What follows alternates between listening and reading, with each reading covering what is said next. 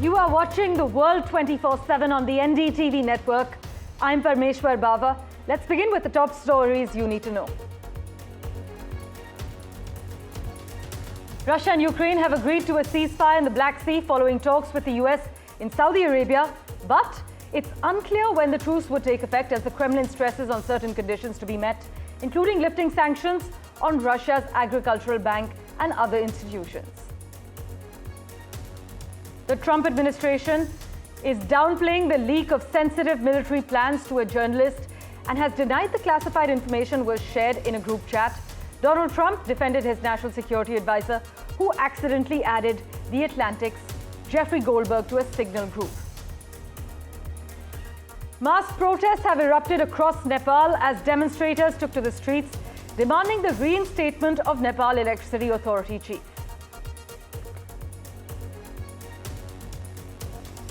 India and China held a fresh edition of diplomatic talks in Beijing, focusing on ensuring effective border management and early resumption of cross-border cooperation. Also, exchanges including trans-border rivers and Kailash Mansarovar Yatra was discussed too. Fugitive diamond trader Mehul Choksi, one of India's most wanted in connection with the Punjab National Bank loan fraud case, is currently in Belgium. This is what the European nation has confirmed to NDTV.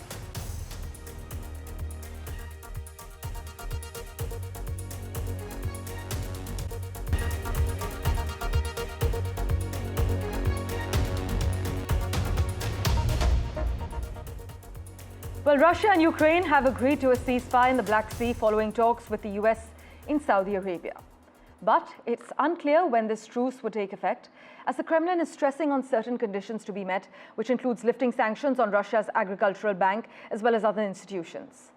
Now, such an agreement would mark the first step towards unwinding sanctions on Russia since the Ukraine war began, because the Black Sea is one theater in which Ukrainian forces have put Russia on the defensive, perhaps making Moscow keener to seek a truce there.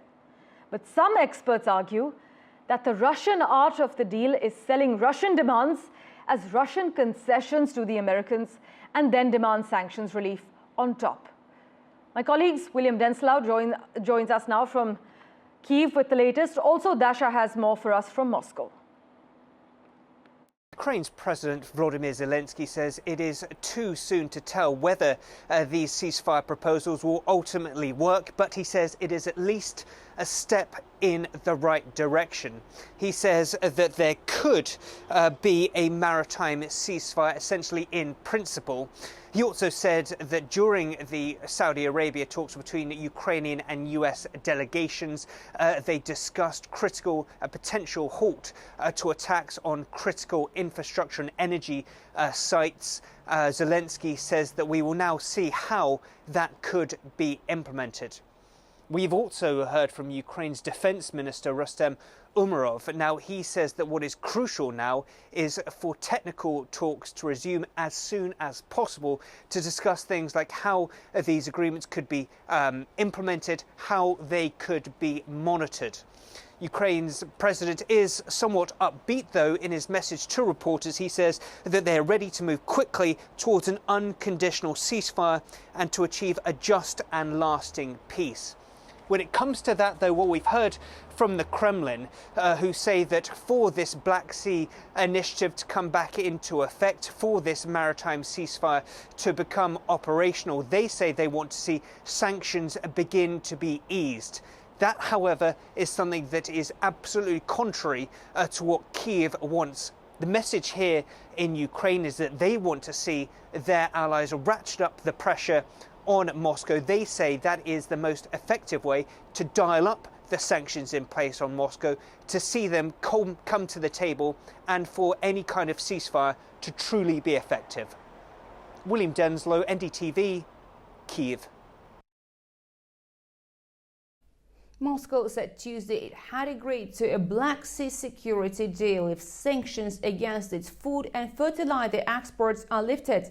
Following US-Russia talks in Saudi Arabia, the Kremlin released a statement saying the sides agreed to ensure the implementation of the Black Sea Initiative, which includes navigation safety guarantees in the Black Sea and the prevention of the use of commercial vessels for military purposes.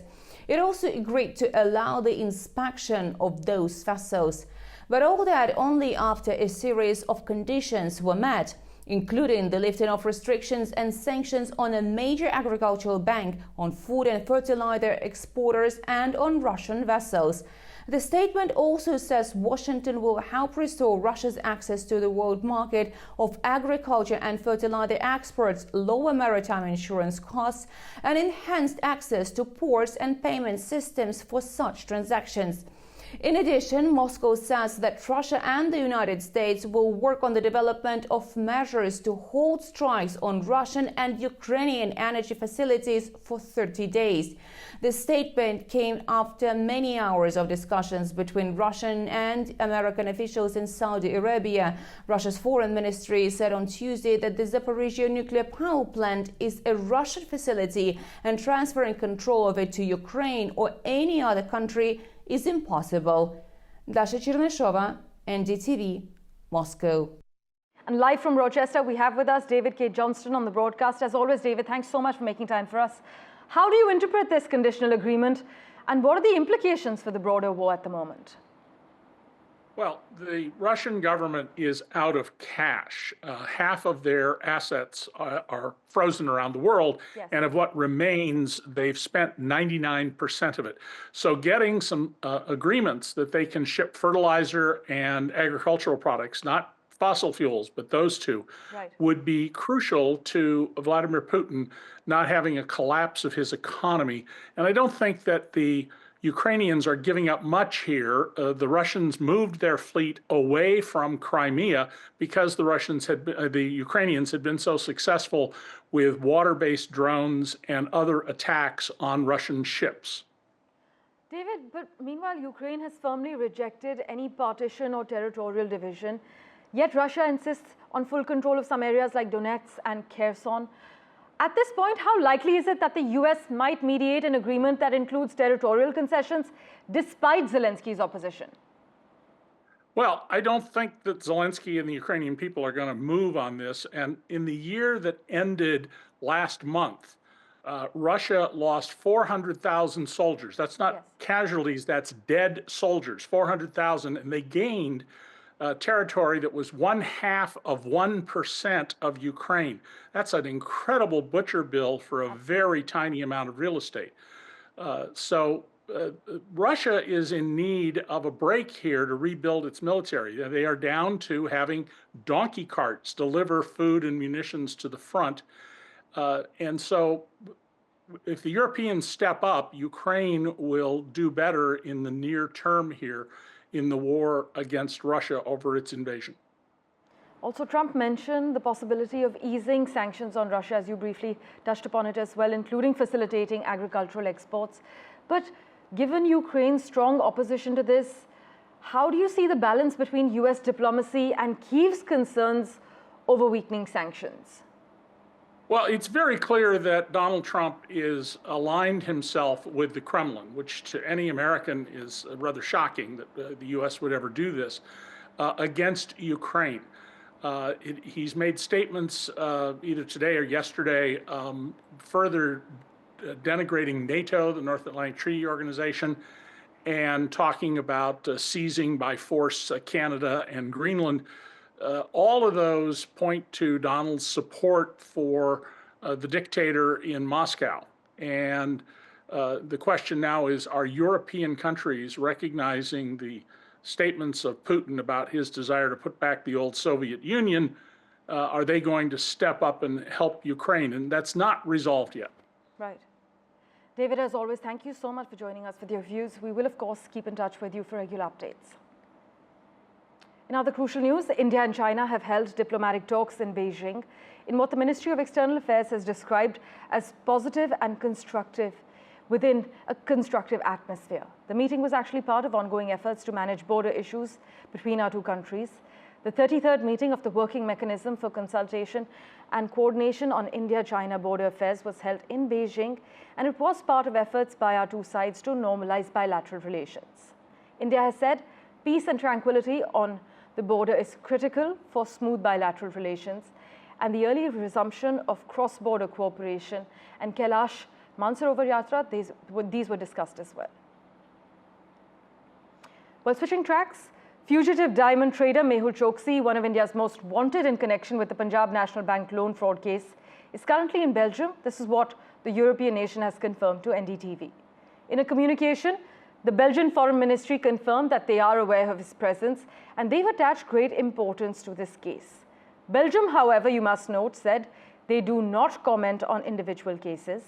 Even so, the Foreign Affairs FPS continues to closely follow the developments, and Indian authorities have contacted the Belgian counterparts to start the process of Mehul Choksi's extradition. With that, let's turn our attention now to the neighborhood where protests are erupting in Nepal over the electricity chief's removal. Take a look at those dramatic visuals coming in at the moment. We are told that the protests turned tense near the parliament building in Kathmandu. They saw clashes between the police and protesters who attempted to breach restricted areas. The removal of Kulman Ghising has actually been met with public backlash, particularly due to his widely acknowledged role in transforming Nepal's electricity sector and ending severe power cuts. The situation escalated last evening when the All Nepal National Independent Students Union burned an effigy of Prime Minister KP Sharma Oli in response to the chief's sudden removal. Mass protests have erupted across Nepal, as you can see on your screens. To the US now, where Donald Trump has said that he stands by his national security advisor, Michael Waltz, who accidentally invited the editor-in-chief of The Atlantic magazine to a highly sensitive chat among senior administration officials on the messaging app Signal about a forthcoming US military operation. The US president called criticism against Mr. Waltz unfair and bashed Mr. Goldberg and his magazine for being bad for the country. By the way, Trump also brushed aside questions about if someone would be fired for this huge mistake. Just listen to what Trump said, followed by Tulsi Gabbard's remarks, who claims that there was no classified material that was shared in that Signal chat. This certainly will look at this, but the main thing was nothing happened. The attack was totally successful. It was, I guess, from what I understand, took place during, and it wasn't classified information. So this was not classified. Now, if it's classified information, it's probably a little bit different. But I always say you have to learn from every experience. I think it was very unfair the way they attacked Michael. He's a good person. There was no classified material that was shared in that So then Signal if there was no chat. classified material, share it with the committee. You can't have it both ways. These are important jobs. This is our national security. Bobbing and weaving and trying to, filibuster your answer. So please answer the question. If this was Director Gabbard, if this was a rank and file intelligence officer who did this kind of careless behavior, what would you do with them? Senator, I'll reiterate that there was no classified material that was shared in that Ma'am, Signal. if there's no classified materials, share. And then if there's no classified materials, then you can't even answer the question whether you're on the chat. This is strangely familiar, and I think my colleagues will remember, when you couldn't answer the question, is Edward Snowden a traitor? Ma'am, I have serious doubts about your, anyway. Slipping into a quick break, back in a moment with much more. Do stay tuned.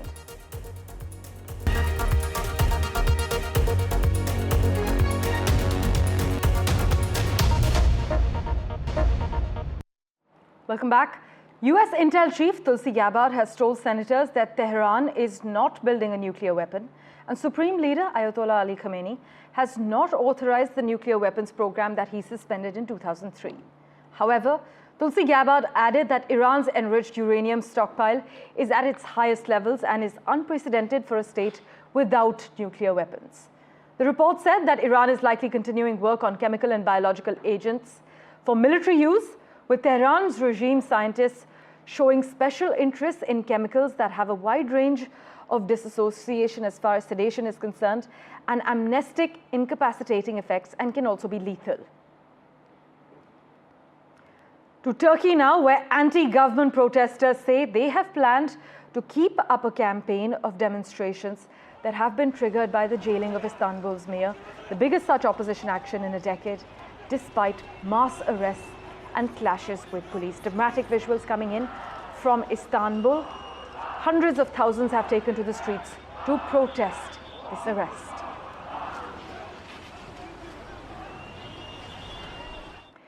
Thank you so much for watching this edition of The World 24/7. As always, we'll keep tracking the latest for you. Do stay tuned.